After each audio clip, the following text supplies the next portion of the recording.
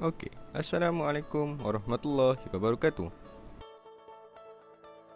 Kami daripada kumpulan 24 di bawah bidang kejuruteraan awam. Tajuk kajian kami adalah konsep masyarakat majmuk dalam kalangan negara dan bangsa. Ahli kumpulan kami terdiri daripada Idwan Izani bin Nurizan, Muhammad Firdaus bin Sanusi, Nurul Izzati binti Bain, Nur Azrina binti Tumar, Anis Nurin Fahani binti Ahmad Zaidi.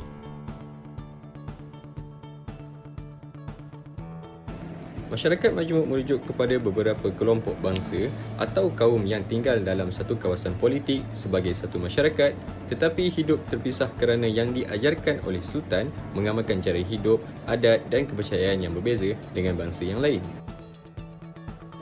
Peradaban majmuk terdiri daripada sejarah sosial antaranya negara, negara bangsa dan bangsa, manakala bangsa dipecahkan kepada bangsa idaman.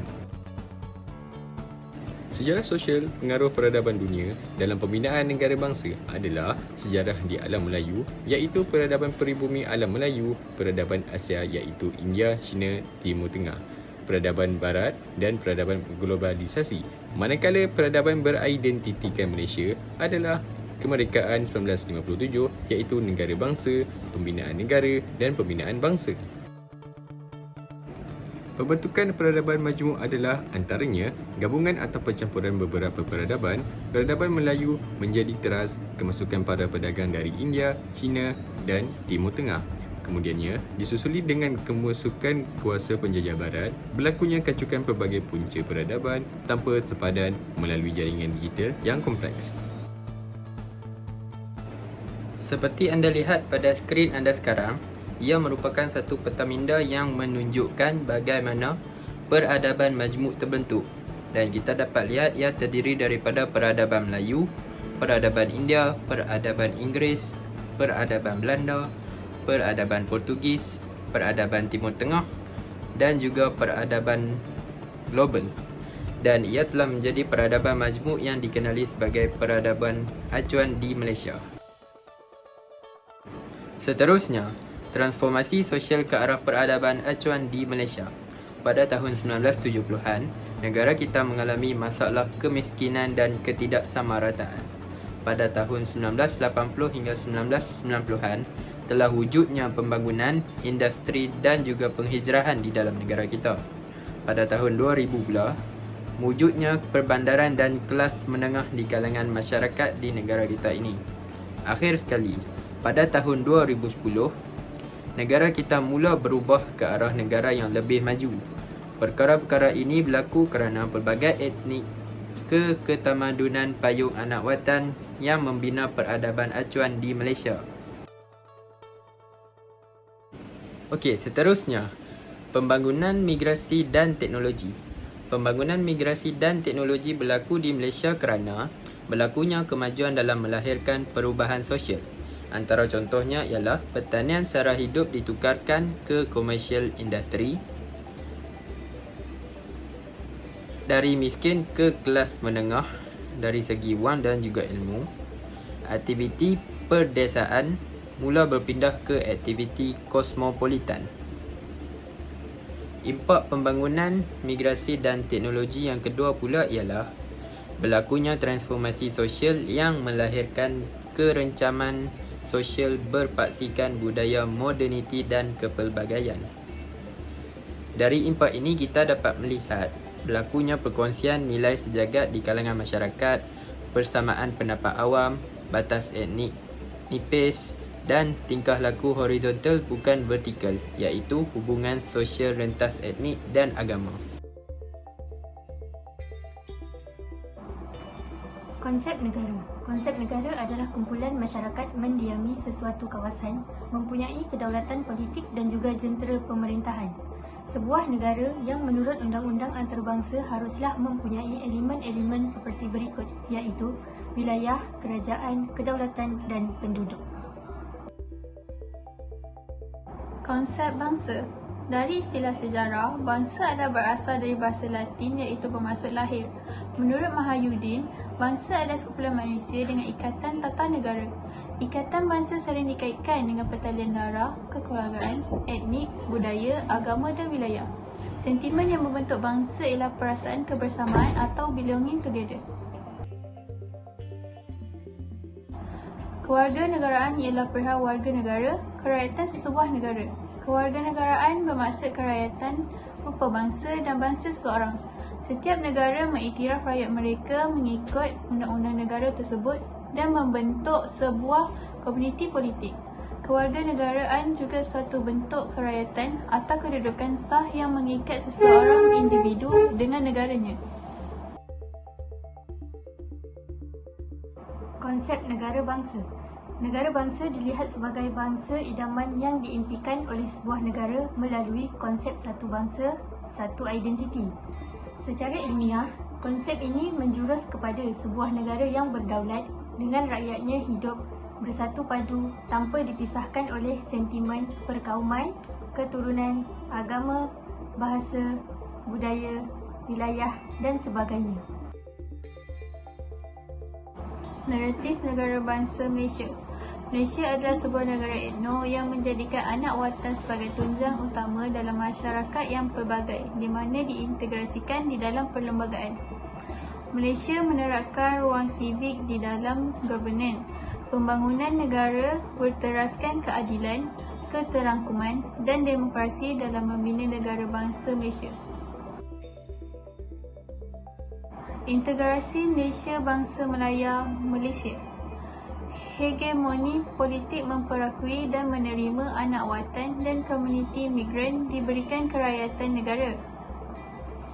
Tunjang utama perlembagaan ialah dengan menjadikan Yang di-Pertuan Agong sebagai simbol perpaduan negara, Islam sebagai agama rasmi persekutuan, bahasa Melayu sebagai bahasa kebangsaan dan Akta 153 Kedudukan Melayu menjamin kepentingan minoriti yang lain. Namun, agama-agama lain dan bahasa ibunda yang lain masih lagi boleh dianuti dan dipelajari bagi membentuk demokrasi rakyat. Malah, rakyat Sabah dan Sarawak diperakui sebagai rakyat Bumiputera di Malaysia dan menjadi pasak negara bangsa bersama Melayu. Pembentukan negara bangsa. Menurut Abdul Rahman Embong, apabila Malaysia diisytiharkan merdeka pada 31 Ogos 1957, apa yang lahir adalah sebuah negara dan bukannya sebuah bangsa. Menurut Moten dan Islam 2006, struktur sistem negara bangsa memerlukan promosi kepentingan sendiri sahaja tanpa melibatkan kepentingan pihak lain. Terdapat 3 jenis pembentukan negara bangsa. Yang pertama, satu bangsa, satu negara. Ianya bertitik tolak daripada satu ras membentuk bangsa dan melahirkan satu negara.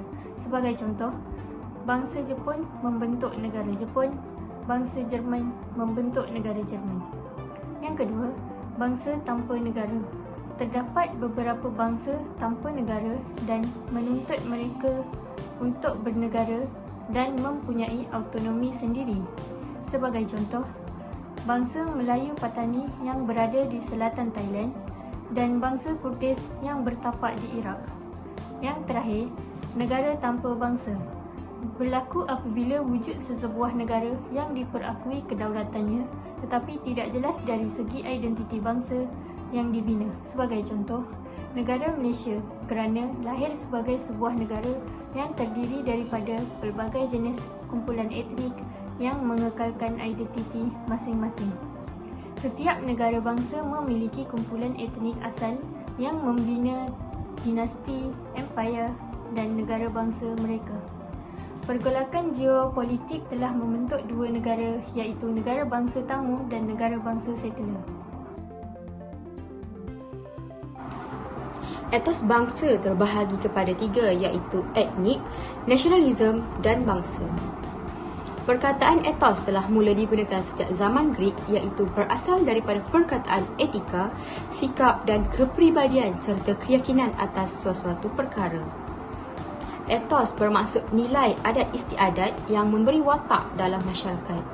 Manakala etos bangsa bermaksud nilai-nilai khas, tradisi, identiti dan wawasan masa depan sesebuah negara. Etos nasional pula adalah ciri-ciri unik masyarakat setempat yang mengikat seseorang individu dengan individu yang lain dan mengikat rakyat dengan negara melalui perkongsian nilai, perasaan dan semangat kepercayaan identiti bersama. Dan yang terakhir, etos simbolisme bangsa Malaysia yang membawa maksud konsep identiti nasional, kebangsaan dan etos bangsa dikaitkan dengan bangsa dan hanya dapat dipantau bentuk serta intensiti di negara. Bangsa idaman merupakan suatu matlamat yang diimpikan oleh kerajaan kita sebelum negara mencapai kemerdekaan lagi. Sebelum merdeka, pergerakan nasionalisme merupakan suatu perancangan untuk memperjuangkan kemerdekaan dalam kerangka bangsa idaman masing-masing, iaitu sifat dan wajah bangsa Malaysia yang mereka inginkan adalah sesuai dengan agenda ekonomi, politik, sosial dan budaya masing-masing. Sebagai contoh, terdapat 3 jalur bangsa idaman yang wujud dalam kalangan kelompok strategik nasionalis Melayu, iaitu Melayu Raya, Negara Islam dan Masyarakat Majmuk Pimpinan Melayu. Selepas kemerdekaan pula, bangsa idaman menjadi keinginan kolektif dalam membentuk suatu identiti nasional sebuah negara.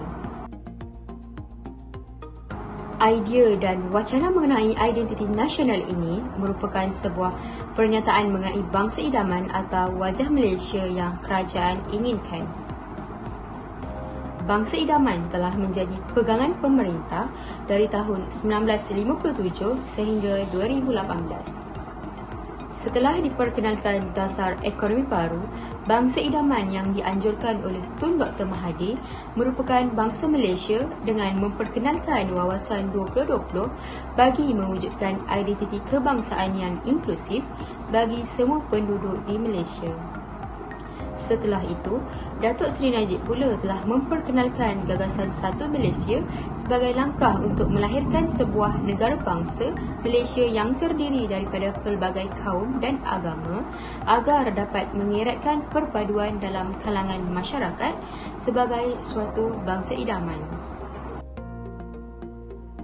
Cabaran mewujudkan bangsa idaman. Yang pertama, pluralism yang membawa maksud sifat kepelbagaian yang terbentuk daripada proses kepelbagaian penduduk yang biasanya terbina daripada hasil penjajahan zaman dahulu.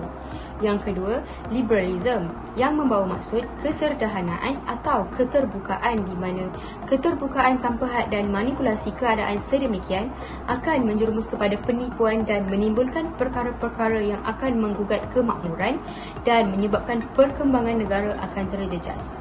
Oleh itu, masyarakat perlu mempersiapkan mental dan fizikal mereka daripada keadaan yang di luar jangkaan supaya sikap liberalism dapat dielakkan. Dan yang terakhir, kepelbagaian budaya. Kepelbagaian budaya adalah pembentukan masyarakat majmuk di dalam proses perkembangan sesebuah negara yang mewujudkan dilema baharu kepada masyarakat penduduk di negara ini.